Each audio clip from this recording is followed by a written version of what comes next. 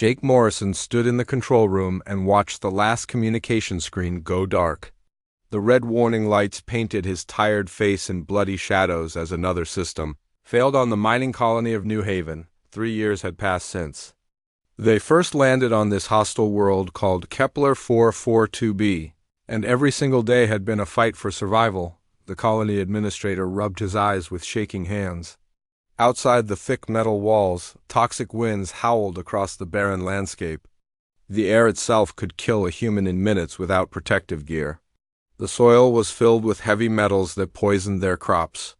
Even the water had to be filtered through expensive machines that broke down constantly. Lisa Rodriguez crawled out from under a broken control panel, oil stains covering her work clothes. The chief engineer had been working for 18 hours straight trying to keep their fusion reactor online. Her dark hair was tied back in a messy ponytail, and exhaustion showed in every line of her face. "The reactor is holding for now," she said in a tired voice. "But we lost another cooling pump. I can fix it, but I need parts we don't have." Jake nodded slowly. They had been cannibalizing broken equipment for months now, taking parts from one machine to fix another. Soon they would run out of things to break down. The supply ship from Earth was not due for another 2 years, if it came at all. Dr. Peter Walsh entered the control room carrying his medical bag.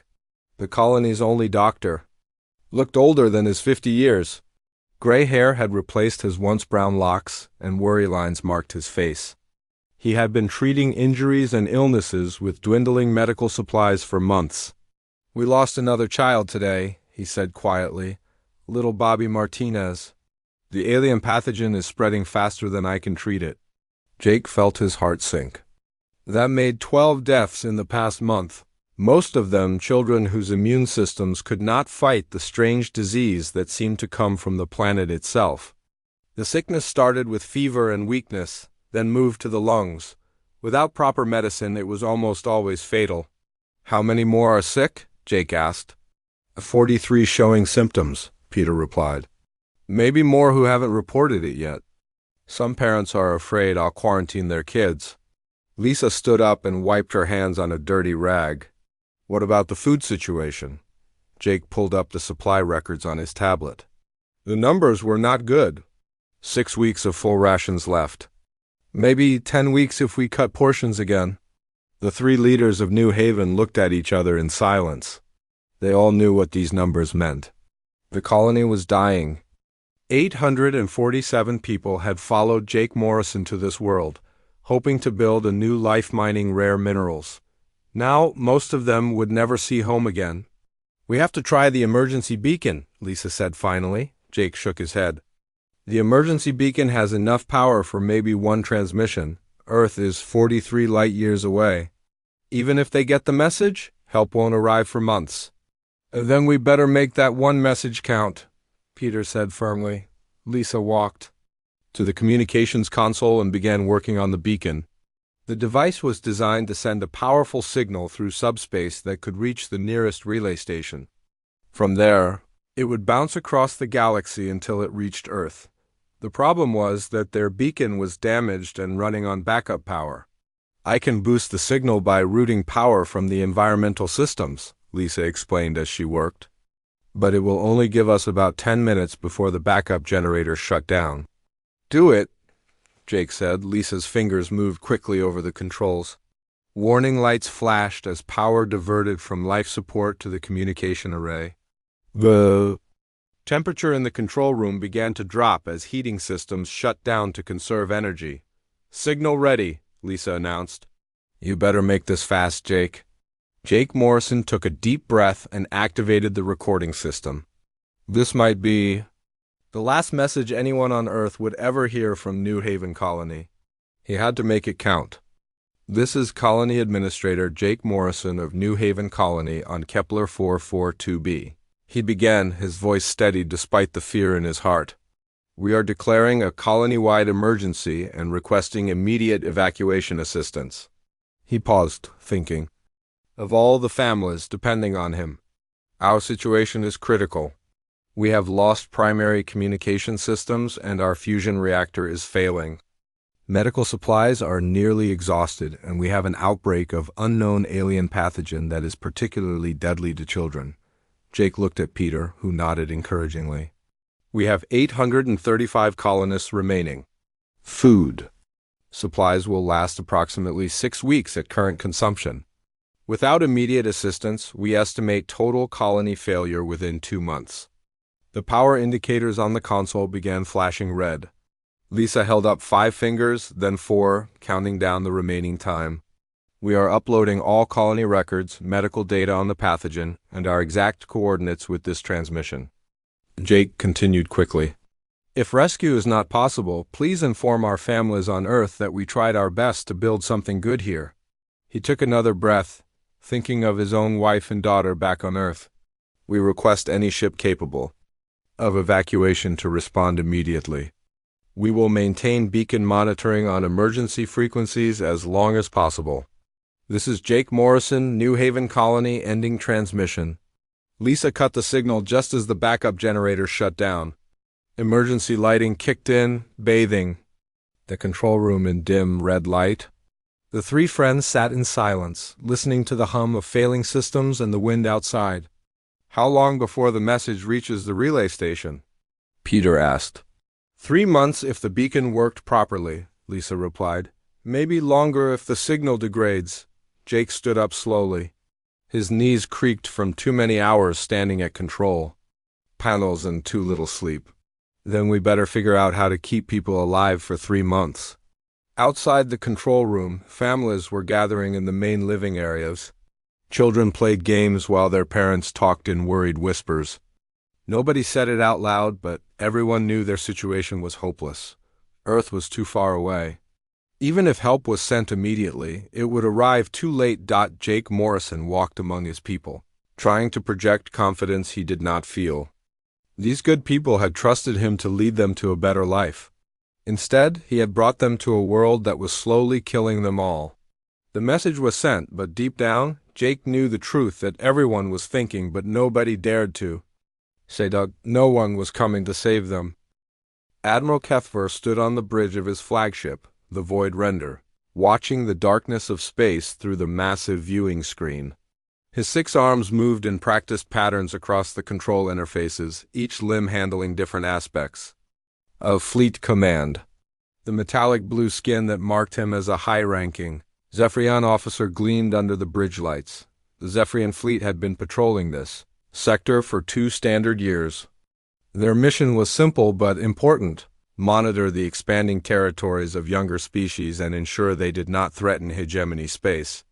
The humans were one such species, primitive but rapidly spreading across the galaxy like a disease. "Admiral," called Commander Yulinara from her station. Her voice carried the musical tones common to all Zephyrians, but there was something urgent in her speech. "We are detecting an unusual transmission from the 4th planet in the Kepler system." TheHFY turned his massive head toward his second in command. Yulinara was younger than him by several centuries, but she had proven herself capable in dozens of campaigns. Her silver skin marked her as a member of the warrior caste, bred for combat and tactical thinking. "What kind of transmission?" TheHFY asked, his deep voice rumbling through the bridge. "It appears to be a distress call from a human colony," Yulinara replied, her 4 hands working quickly over her console. "The signal is weak and degraded, but our translation computers have processed the content." TheHFY felt a slight interest stir in his ancient mind. In his 300 years of service to the hegemony, he had encountered many species in distress. Most were weak creatures who had expanded beyond their capabilities and needed to be reminded of their limitations. "Display the transmission," he commanded. The main screen flickered and showed the translated text of Jake Morrison's desperate message. TheHFY read silently, his golden eyes scanning the human words. "A colony in failure, people dying from disease, children suffering while adults struggled to keep them alive. Standard protocol requires non-interference with primitive species," Yulinara stated, quoting regulations that had governed hegemony policy for millennia. "The humans have not achieved spacefold technology or demonstrated sufficient advancement for contact."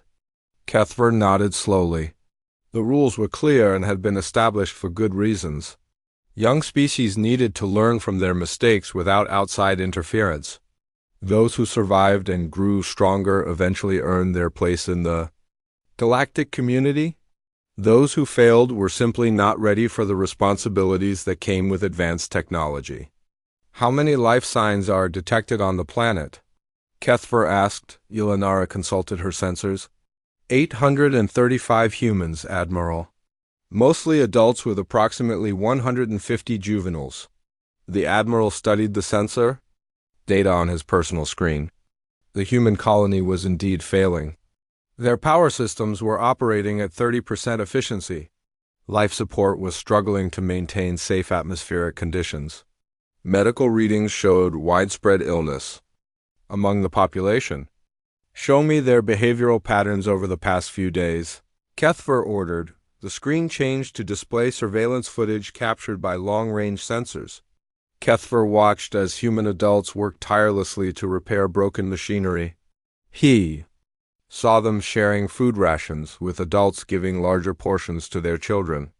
Medical personnel moved constantly between the sick and injured, never stopping to rest. One scene particularly caught his attention. A group of adult humans was discussing something urgently. Based on their body language and the translation of their conversation, they were deciding who would get the last remaining medical supplies. Instead of fighting over the resources, they were trying to give them to the sickest children. Interesting, SkyHFY muttered. Admiral? Yulanara asked.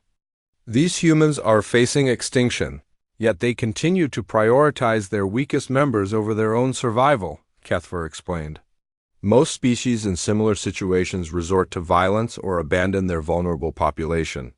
Yulanara studied the same footage. Perhaps they are simply too primitive to understand proper survival priorities, Admiral. SkyHFY was not convinced. In his long career, he had seen many species face extinction. The Govani had turned to cannibalism when their food ran out. The Mephic had abandoned their elderly and sick to die alone. The Zilari had fought civil wars over remaining resources. Yet these humans continued to care for each other even as their world collapsed around them. Access historical files on human behavior, SkyHFY commanded. The ship's computer systems quickly compiled data from decades of observation. Humans had been monitored since they first achieved spaceflight. The records showed a species prone to violence and territorial disputes, but also capable of remarkable cooperation during crises. SkyHFY read reports of humans risking their lives to save strangers during natural disasters. He saw accounts of human soldiers refusing to abandon wounded comrades even when retreat meant survival. Medical personnel had stayed with patients during disease outbreaks, knowing they would likely die themselves. They are emotionally driven and often illogical, Yulanara observed, reading the same reports. These traits make them unpredictable and potentially dangerous. Or potentially valuable, SkyHFY replied quietly. The Admiral walked to the edge of the bridge, his massive form casting shadows across the floor. Through the viewing screen, he could see the distant star system where the human colony was slowly dying. By all regulations and standard procedures, the hegemony should ignore their distress call and let nature take its course. But something about the humans troubled SkyHFY. Their message had not begged for rescue or demanded help. The colony administrator had simply stated their situation clearly and asked for assistance if possible. There was dignity in their request, even facing certain death. What would happen if we responded to their distress call? SkyHFY asked. Yulanara's silver skin darkened, a sign of concern among her people. Admiral, direct intervention in a primitive species crisis would violate 17 separate regulations. The Hegemony Council would demand a full investigation. Your command could be revoked, SkyHFY nodded. He had served the hegemony faithfully for 3 centuries and had never violated regulations. His record was spotless and his loyalty unquestioned. But as he watched the sensor readings show another human life sign fading away, he felt something he had not experienced in decades: doubt. Continue monitoring the colony, SkyHFY ordered. I want detailed reports on their behavior patterns. Every 6 hours. Yes, Admiral, Yelinara replied, though her tone suggested confusion at the unusual order. Kethver returned to his command chair and activated his private communication system. The decision he was considering would change everything, not just for the dying humans, but for the entire balance of power in this sector of the galaxy. The hegemony had rules for good reasons. But sometimes Kethver thought as he watched another human child receive medicine that should have gone to an adult. Rules needed to be challenged by something more important. Honor. Danny Cooper adjusted his patrol helmet and stepped outside the colony dome into the harsh alien wind. The young security officer had been walking the perimeter for 3 hours, checking the failing sensor arrays and watching for dangerous weather patterns. At 24 years old, he was one of the youngest colonists, but the constant threat of death had aged him beyond his years. The sky above, Kepler 442b, was always the same sickly orange color, filled with toxic clouds that blocked most sunlight. Danny had almost forgotten what real blue sky looked like. The rocky ground beneath his boots was covered with a thin layer of poisonous dust that could eat through clothing if left unchecked. Danny stopped at Sensor Station 7 and checked the readings on his handheld scanner. The device showed nothing unusual, just the same empty landscape they had monitored for 3 years. No rescue ships, no supply drops, no sign that anyone in the universe cared about their desperate situation. He was about to continue his patrol when the sky suddenly exploded in brilliant white light. Danny threw his hands up to protect his eyes as something massive moved through the orange clouds above. The light was so bright it hurt to look at directly, but he could make out shapes that looked nothing like any human spacecraft he had ever seen. "Control, this is Danny," he shouted into his radio, his voice shaking with excitement and fear. "Something big is coming down from orbit. Multiple contacts, huge ships, not human design." Jake Morrison's voice crackled back through the static. "Danny, are you sure? Our long-range sensors are offline?" "I'm looking right at them," Danny replied, watching in amazement as enormous vessels descended through the atmosphere. "They're bigger than anything we've ever built. The lead ship has to be at least 2 kilometers long." Back in the control room, Jake Morrison felt his heart racing as he received Danny's report.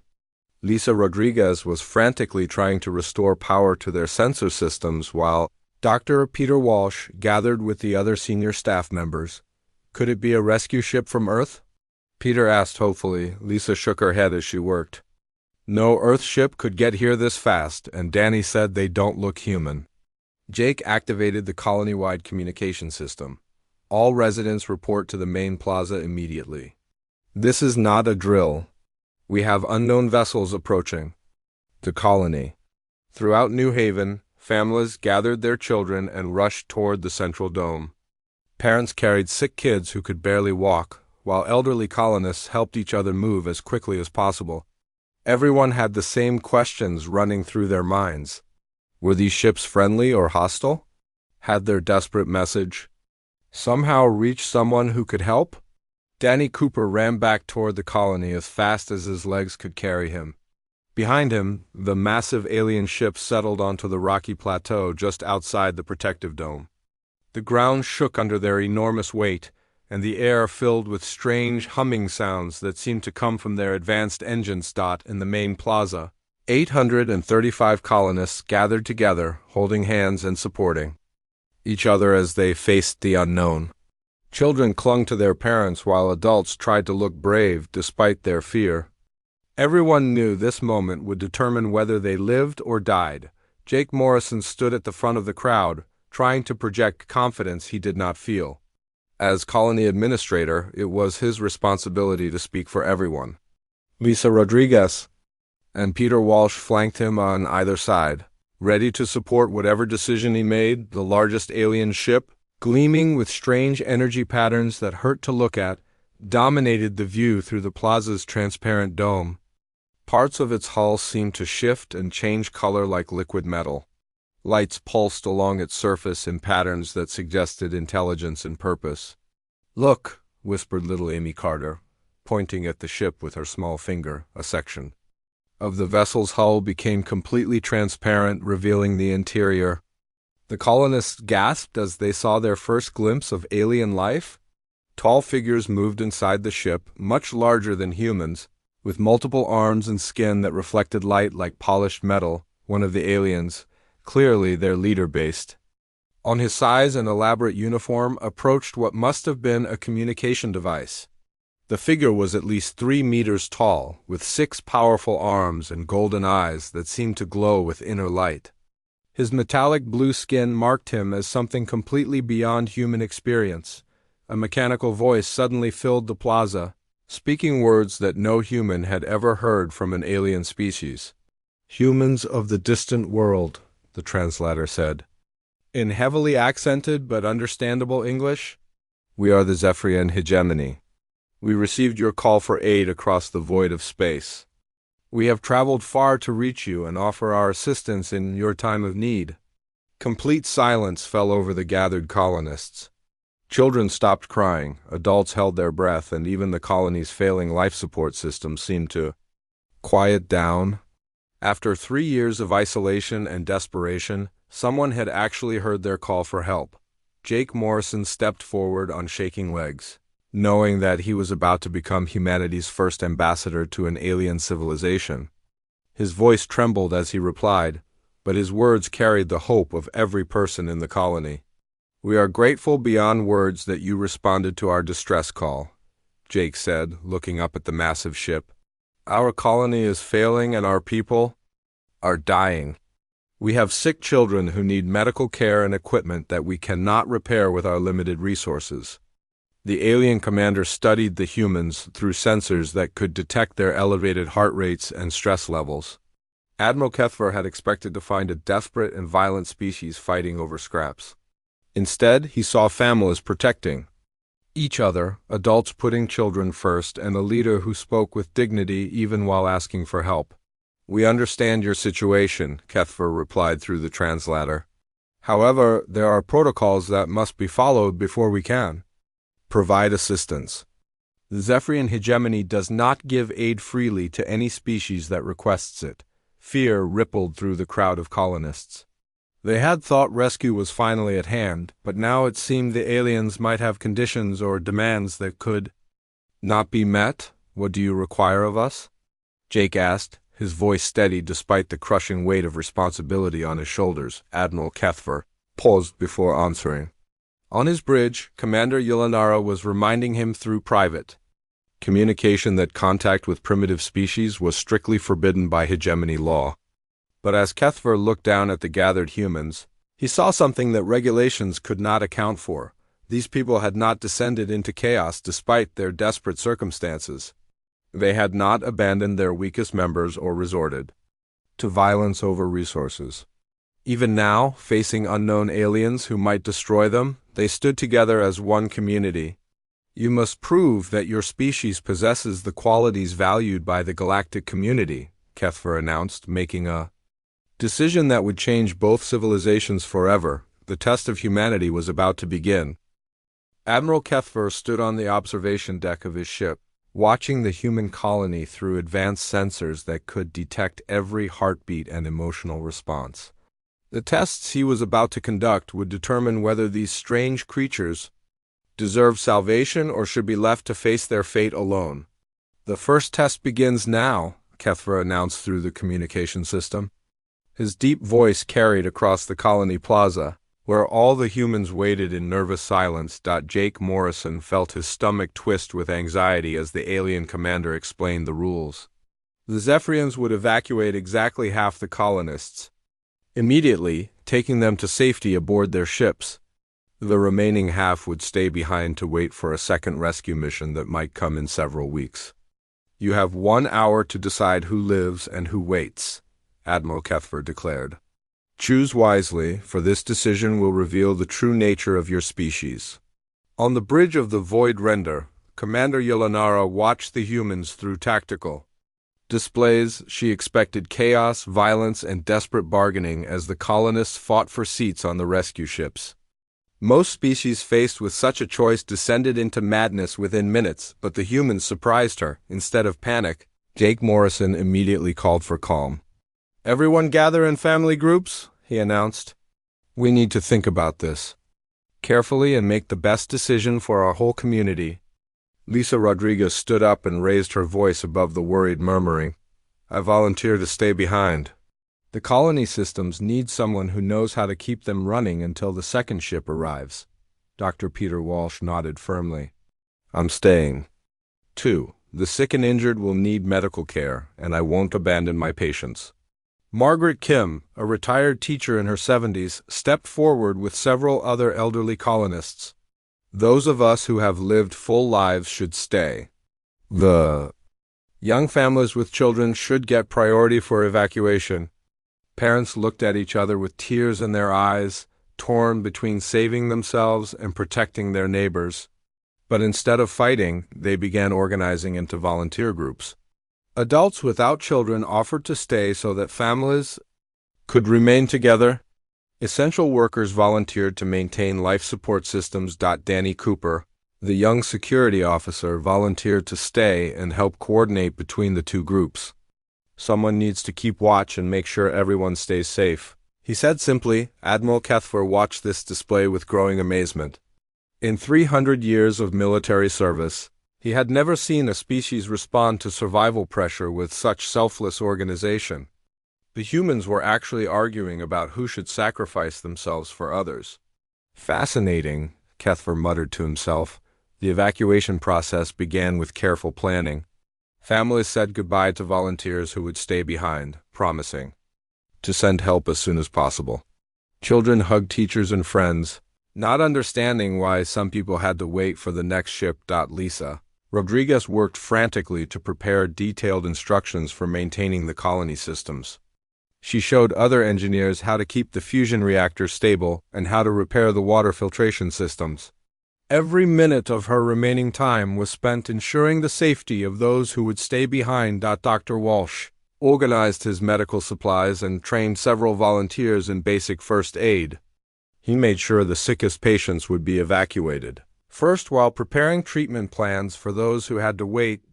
Jake Morrison found himself torn between his duty as administrator and his desire to see his people safely evacuated. In the end, he decided to stay behind to coordinate with the aliens and ensure the second rescue mission would find everyone alive. The first group of colonists boarded the Zephyrian transport ships with wonder and fear. The alien technology was beyond anything they had ever seen, with walls that seemed to glow with inner light and gravity systems that felt different from their homeworld. As the ships lifted off with half the colonists safely aboard, Admiral TheHFY prepared the second test. A group of Zephyrian soldiers in disguise approached the colony, claiming to be refugees from a distant world whose ship had been damaged in space. The disguised aliens limped toward the colony dome, carrying fake injuries and speaking broken English through their translation devices. They claimed to need food, medical attention, and shelter while their ship was repaired. Jake Morrison and the remaining colonists faced an impossible choice. Their resources were already stretched to the breaking point. They had sick people who needed medicine and barely enough food to last until the rescue ship returned. Helping the alien refugees might mean death for some of their own people, but the humans never hesitated. Open the airlocks, Jake commanded. Get Dr. Walsh to check their injuries and bring them food from our emergency supplies. Lisa Rodriguez immediately began organizing sleeping areas for the supposed refugees. We can make room in the workshop. It's not much, but it's better than staying outside in the toxic atmosphere. Dr. Walsh examined the disguised Zephyrians with the same care. He showed human patience. He used precious medical supplies to treat their fake wounds and gave them pain medication from his dwindling reserves. The colonists shared their meager food rations without complaint. Parents gave up portions meant for their own children to feed the hungry aliens. Elderly colonists offered their blankets and personal belongings to make the refugees comfortable. Margaret Kim even organized the remaining children to draw welcome pictures for their alien visitors, teaching them simple words in what she thought was their native language on his ship. Admiral TheHFY watched everything through hidden sensors placed on his disguised soldiers. The humans were literally giving away resources they needed to survive: sharing with strangers who had nothing to offer in return. Commander Yolanara reported the test results with barely concealed amazement. Admiral, they have passed both tests with honors. Even facing starvation and disease, they maintain their moral principles and care for others. SkyHFY nodded slowly. These humans possessed something rare in the galaxy, the ability to remain compassionate even when compassion might cost them their lives. They had proven themselves worthy of something far greater than simple rescue. Prepare for the final phase, Admiral SkyHFY commanded. These humans have earned the right to hear our true offer.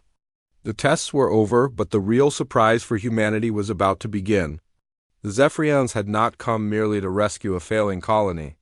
They had come to offer Earth its first invitation to join the galactic community, and these brave colonists had just proven that humanity deserved that honor. Jake Morrison stood in the colony plaza, caring for alien refugees while his own people faced death, completely unaware that he had just changed the course of human history forever. Admiral SkyHFY walked through the colony dome accompanied by his disguised soldiers who were now revealing their true forms. The humans watched in amazement as the supposed refugees transformed back into tall Zephyrian warriors with metallic skin and multiple arms. Jake Morrison felt confusion and worry wash over him. Had they been tricked? Were the aliens planning something terrible now that they had gained access to the colony? Do not fear, Admiral SkyHFY said through his translator as he approached the gathered colonists. His massive form towered over the humans, but his voice carried respect rather than threat. The refugees were my soldiers in disguise. This was part of your testing to determine if your species deserves our help. Dr. Peter Walsh stepped forward, his medical bag still in hand from treating the fake injuries. You tested us by pretending to need help. Yes, Admiral SkyHFY replied. We needed to see if humans would share their resources with strangers even when facing death themselves. You passed this test with great honor. Lisa Rodriguez wiped oil from her hands and looked up at the alien commander. What happens now? Do we pass your tests or do we die here? Admiral SkyHFY studied the brave humans who stood before him. Even after learning they had been deceived, they showed no anger or hatred. They simply wanted to know the fate of their people. You have done far more than pass our tests, SkyHFY announced. You have proven that humanity possesses qualities that are rare and valuable in the galaxy. Because of this, I am authorized to make you an offer that has never been given to such a young species. The Admiral activated a communication device that projected his words to the rescue ships. Carrying the other half of the colonists, everyone would hear what he had to say next. The Zephyrian hegemony invites humanity to join the galactic community. As our junior partners, SkyHFY declared, we offer not just rescue, but alliance, technology, and a place among the stars. Silence filled the colony as the humans tried to understand what they were hearing. They had expected simple rescue or death, not an invitation to join alien civilization. Jake Morrison found his voice first. What does that mean for us? For our people back on Earth? It means everything changes, Admiral SkyHFY replied. We will heal your sick with medical technology beyond your current understanding. We will give you tools to make this world habitable or help you find better worlds to colonize. Most importantly, we will teach you to travel between the stars as easily as you once traveled between your continents. Dr. Walsh looked at the children who had been dying from the alien pathogen just hours before. You can cure the sickness that's killing our kids? Admiral SkyHFY gestured to one of his medical officers, a Zephyrian with silver skin and specialized equipment. Our medicine will not only cure the pathogen but strengthen human immune systems to resist future diseases. Your children will be healthier than any humans in history. The medical officer approached little Bobby Martinez, who had been barely alive that morning. With a gentle touch of advanced healing technology, the Zephyrian reversed the damage caused by the alien disease. Within minutes, the child was sitting up and asking for food. Parents wept with joy as they watched their sick children recover. Instantly, the miracle of alien medicine was beyond anything they had dared to hope for during their darkest hours, Lisa, Rodriguez stared at the advanced Zephyrian technology with the wonder of an engineer seeing impossible things become real. What about our colony, our equipment? We will transform this place into a thriving outpost, Admiral HFY promised. Your fusion reactor will be replaced with power systems that will run for centuries without maintenance. Your food production will increase 100-fold. What was once a struggling mining operation will become humanity's first embassy to the galaxy.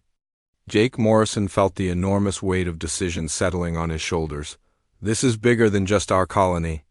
You're talking about changing the future of our entire species. That is correct, Admiral HFY confirmed.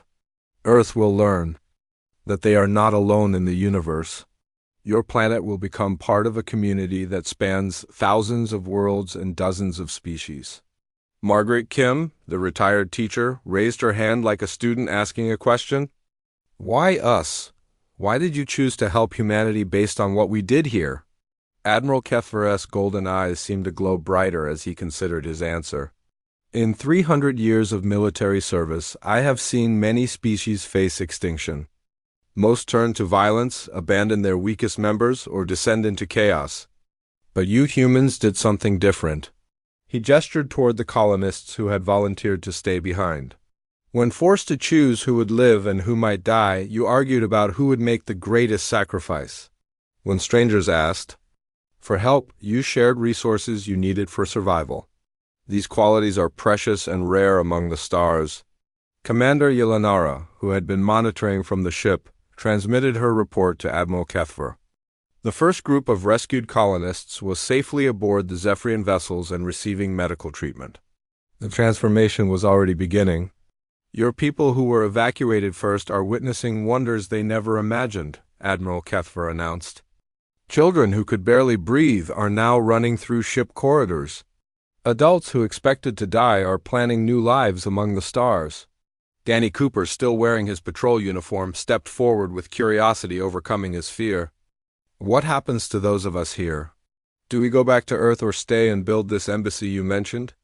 That choice is yours to make, Admiral HFY replied. Some may choose to return to Earth as ambassadors to prepare your world for contact with galactic civilization. Others may remain here to build the first human outpost in alliance with alien species. Still, others may travel to distant worlds to learn and explore. Jake Morrison looked around at his people, seeing hope in their eyes for the first time in months. How long do we have to decide? Take all the time you need, Admiral HFY said with something that might have been a smile. But know this, the message you sent into space asking for help was heard not just by us, but by species across the galaxy. Word will spread that humanity has been invited to join the galactic community. As alien technology began transforming the failing colony into something magnificent, Jake Morrison realized that their desperate cry for help had become something far greater. They had not just been saved from death on a distant world. They had opened the door for humanity to claim its place among the stars. The children who had been dying that morning were now playing with alien youngsters aboard Zephyrian ships. The adults who expected to die alone were planning the future of two species working together. What began as humanity's darkest hour had become the dawn of a new age. Admiral HFY stood beside Jake Morrison, watching human and Zephyrian children learn from each other in the transformed colony gardens. Two species, separated by millions of years of evolution, had found common ground in the simple act of caring for others. Welcome to the galaxy, humans, Admiral HFY said quietly. The stars were no longer empty and uncaring. They were filled with friends humanity had not yet met.